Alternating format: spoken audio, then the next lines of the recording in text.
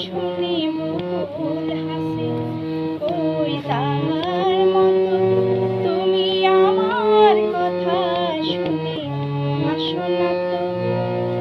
ধরার ধুলিতে যে ফাগুন নাচে, ওই তাহার মতো তুমি আমার কাছে কত হাসো না তো।